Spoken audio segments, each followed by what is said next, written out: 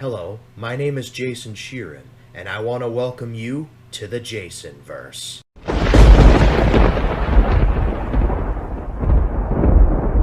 Hey guys, welcome back to another video. In today's video, I will be discussing a cool idea that I have.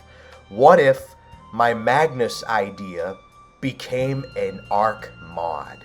Like, what if I decided to go into the Ark dev kit and create the creatures of Magnus and make an entire mod about them? The mod would be called Project Prehistorica, and it would basically add the creatures from Magnus into the Ark worlds. And maybe later down the line they would get their own map, and it would obviously be called Magnus. But yeah, we would get to that in like the future or something. But how would the Magnus mod work? Well, I wrote some notes down, and here's how I would envision the Magnus mod would work. The Magnus mod is a mod that releases never-before-seen creatures and a new map.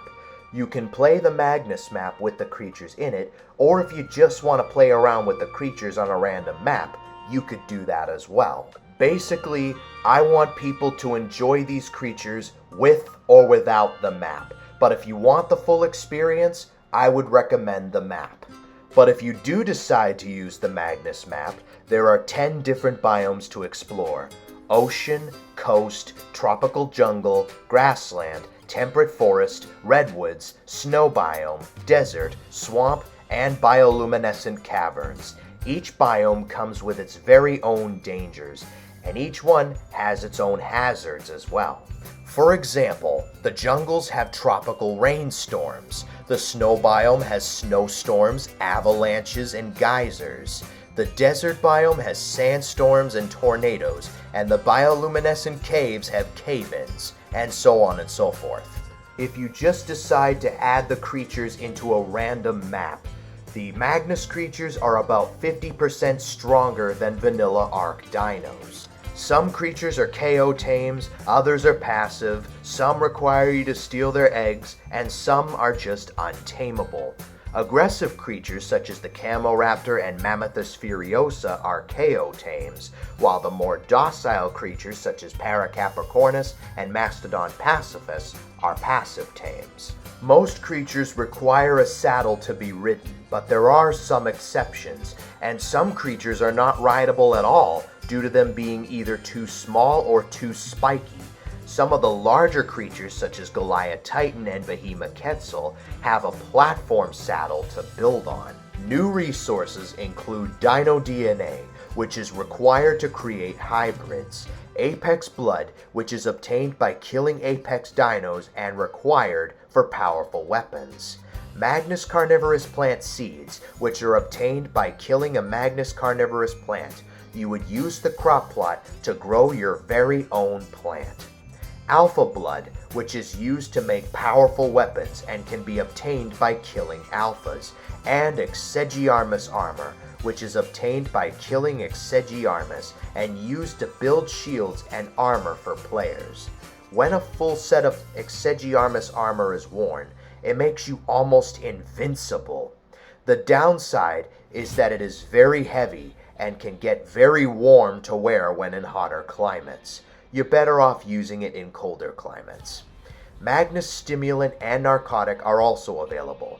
The narcotic is more potent than regular narcotic, and the stimulant gives you more energy than regular stimulant. There are also new weapons in this mod, which include the Magnus Pick, the Magnus Hatchet, Magnus Spear, Magnus Trank Spear, Magnus Pike, Magnus Trank Pike, Magnus Grenade, Magnus Poison Grenade, Magnus Bear Trap, Magnus Bow, Magnus Longneck Rifle, the Magnus Assault Rifle, the Magnus Crossbow, Magnus Pistol, Magnus Shotgun, Magnus Flamethrower, Magnus Harpoon Gun for underwater adventures, and Magnus Rocket Launcher. There are also Magnus Swords, Turrets, and Catapults as well, which are used to tame creatures that are immune to normal narcotic effect.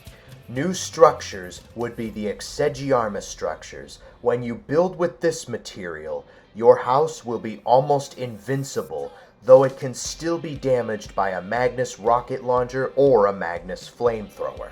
It can also be damaged by any creature that can bypass this armor. Apex creatures include the Deustyrannus, Aquariosaurus, and Mortem Supremus, and they cannot be tamed normally. You must kill a female of that species, and it will drop an egg. Hatch the egg and raise the hatchling to adulthood. Once in adulthood, you will have a powerful tame. And just like with Vanilla Ark, there are alpha variants of certain creatures in this mod that wander around the map. They are not tameable, but when you kill them, they drop good loot along with a bunch of XP. They also drop trophies which are required to summon the bosses.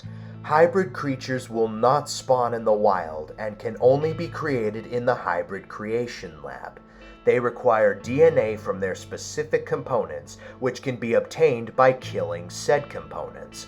All of the hybrids can be tamed except for the Shinigami-O-Raptor, Shinigami-O-Rex, Apex Supremus, Tyrannosaurus, and Kira. There are a total of 6 bosses in this mod, and each boss has its own unique set of abilities. The Shinigami-O-Saurus is the first boss creature you fight, and it requires Camoraptor DNA and Diablotaurus DNA to summon. It is the easiest boss to defeat, but that doesn't say much. It will require some powerful creatures to bring down. Killing it will drop the DNA needed for the second boss, along with an artifact that summons a tameable, though much weaker, version of this creature. It is the only boss that can be tamed, and it is a KO tame. There are 4 variants of this creature: the Gen 1, which is the only untamable one, the Gen 2, which is weaker and has the ability to alert the player when a max level dino is nearby, the Gen 3, which is combined with both species of Dilophosaur that can spit venom projectiles and do torpor to creatures, and the Gen 4, which can fly and do a dive bomb attack. The Gen 1 is unobtainable, but the other 3 gens can be created and summoned, depending on which resources you have. One component for the Shinigami-O-Saurus is always the same, the Camoraptor, but the other component, depending on which version you want, is different. The Shinigami-O-Raptor is the second boss creature you fight, and it requires Shinigami-O-Saurus and Malonychus DNA to summon. You must kill the Shinigami-O-Saurus boss to move on to this boss. This boss may be smaller than the previous one, but it is much quicker, and you have to fight a group of them. The Shinigami-O-Rex is the third boss creature you fight, and it requires Shinigami-O-Raptor DNA and Deustyrannus DNA to summon. You must fight the previous 2 bosses to move on to this boss.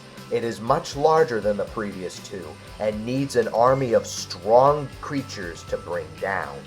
The Apex Supremus is the 4th boss creature you fight, and it requires Deustyrannus, Mortem Supremus, and Aquariosaurus DNA to summon. It is extremely deadly and has a knockback attack, and can do a lot of damage and has a lot of health. The Tyrannosaurus is the 5th boss creature you fight, and it requires Mortem Supremus, Mortem Minoris, and Debilitodon DNA to summon, and is very strong. So strong, in fact, that its roar alone does loads of damage. Kira is the 6th and final boss creature you fight, and serves as the endgame.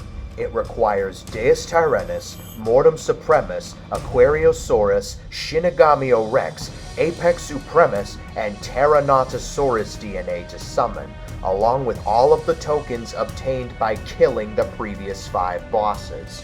It is the strongest of the bosses and the hardest to bring down. When killed, it drops crazy loot and you have completed the mod. So what do you guys think of my Magnus mod for Ark? Let me know in the comment section down below if you think it should be a mod for Ark.